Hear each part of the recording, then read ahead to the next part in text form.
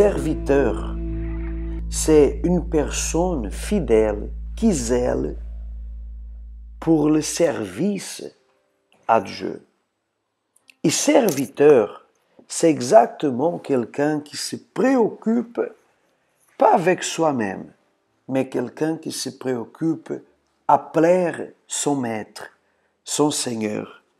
C'est exactement pour cette raison que Jésus l'a dit, si quelqu'un me sert, c'est-à-dire si quelqu'un a du zèle, si quelqu'un a l'envie de me plaire, si quelqu'un m'est fidèle, si quelqu'un pense à moi, pense à me faire plaisir, tout le temps, me sert. Un serviteur, il n'est pas de 9 heures du matin jusqu'à 17 heures. Ça, c'est pas un serviteur, ça, c'est un employé.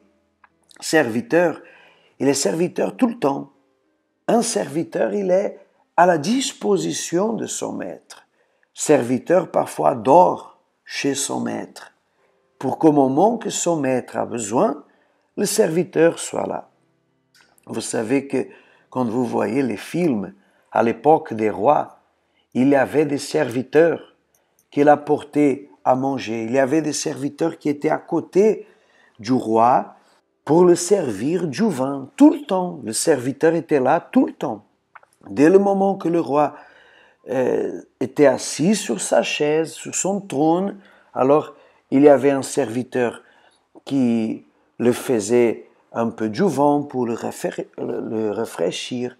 Il y avait un serviteur qui avait l'épée à l'entrée de la porte pour empêcher que quelqu'un envahisse la salle du trône. Il avait un serviteur qui avait le vin tout le temps parce que s'il voulait boire, alors qu'il puisse boire. Un serviteur avec la nourriture pour qu'il puisse manger. Ce sont des serviteurs. Le serviteur, il est tout le temps à la disposition de son maître. Et c'est exactement ce mot serviteur que nous allons parler aujourd'hui.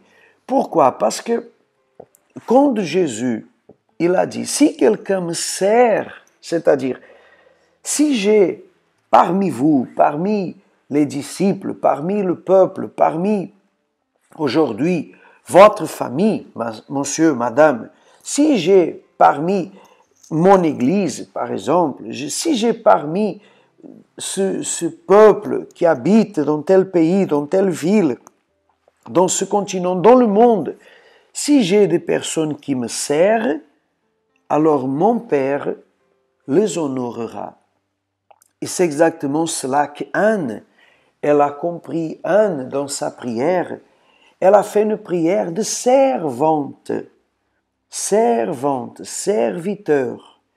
La prière de serviteur. Rappelez-vous, serviteur est celui qui se met à la disposition, qui a du zèle à plaire Dieu, qui a du zèle envers les choses de Dieu. Et Anne, elle a dit, si tu daignes regarder l'affliction de ta servante, si tu te souviens de moi et n'oublie point ta servante, et si tu donnes à ta servante un enfant mâle, je le consacrerai à l'Éternel pour tout le jour de sa vie.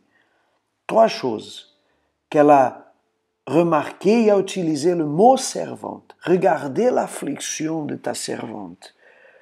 Je te sers, mais je suis affligé. Je suis dans cette situation, je suis humilié, mais je veux te servir.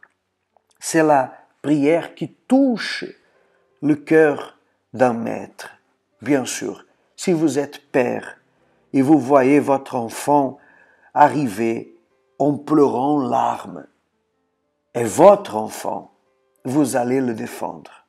Combien sont les pères qui défendent même les bêtises graves de ses enfants? Parce que sans ces enfants, alors ils vont les défendre, ils vont les aider, ils vont tout faire pour essayer de protéger son enfant.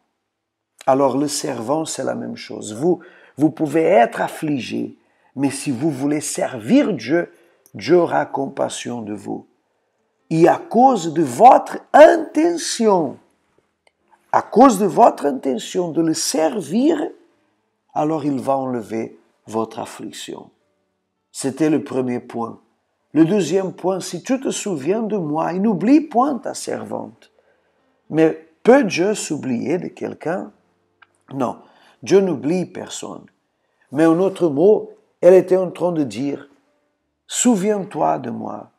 Souviens-toi que je veux te servir. Elle était en train de dire à Dieu, Seigneur, je veux te servir tout le temps. Même si je sais que je ne mérite pas, même si je sais que je ne peux pas, je n'ai pas de conditions, je suis stérile, j'ai beaucoup souffert, ça fait beaucoup de temps que je suis dans cette situation. La première fois, elle a parlé d'affliction, maintenant elle parle de conditions. Souviens-toi de moi.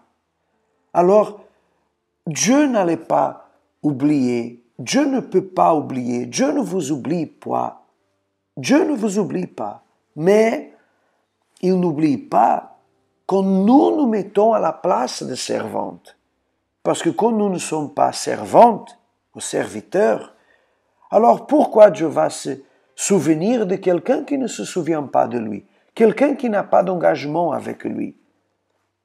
Alors, il y a une troisième fois.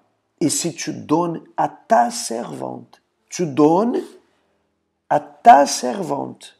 Rappelez-vous que serviteur ou servante, c'est quelqu'un qui est tout le temps en train de plaire à son maître. Tout le temps, à tout le moment.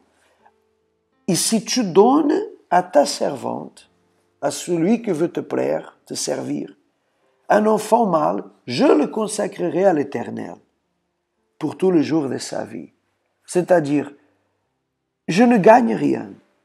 Je préfère ne rien gagner, mais être libre de cette affliction, être rappelé par le Seigneur, être quelqu'un qui a cette nouvelle vie, une vie sans humiliation, une vie sans douleur, une vie sans frustration. Et quand elle a fait cette prière, l'enfant qu'elle allait recevoir, elle allait le dédier à l'Éternel. Il allait devenir un sacrificateur. Il allait devenir un pasteur au jour d'aujourd'hui, un ouvrier. Il allait devenir un jeune qui allait sauver des âmes. Un jeune qui peut-être n'allait pas être un pasteur ou un ouvrier, mais allait être quelqu'un qui allait se préoccuper aussi à servir Dieu. Allait être quelqu'un qui allait être un serviteur dans le temple. Ne serait pas avec elle à la maison, mais serait dans le temple. Mais le détail, à partir de ce moment, un enfant est né, alors son ventre est ouvert, sa maîtresse est ouverte. Alors, elle pourrait enfanter d'autres parce qu'elle serait guérie. Elle serait libre de l'affliction, de l'humiliation. Et effectivement, Dieu a accepté le vœu de cette femme, accepté Anne comme une servante et a enlevé son affliction. S'est souvenu d'elle comme servante et a accepté la demande de la servante en lui donnant un enfant. Et en tant que servante, elle n'a pas oublié sa promesse. En moins d'un an, elle a eu son enfant. Et quand elle a eu son enfant, alors elle a dit, c'était pour cet enfant que je priais. Et l'Éternel a exaucé la prière que je lui adressais. Aussi je veux le prêter à l'Éternel, il sera toute sa vie prêté à l'Éternel. Alors, a été accomplie la part de Anne et a été accomplie la part de Dieu. Le serviteur qui a servi son maître y a été honoré par son maître. Résultat, elle a eu 5 enfants de plus. C'est-à-dire, Dieu l'a donné 5 fois plus ce qu'elle avait demandé. Pourquoi? Parce que la prière d'un serviteur, ni Dieu peut résister. Que Dieu vous bénisse à vous et à votre famille abondamment.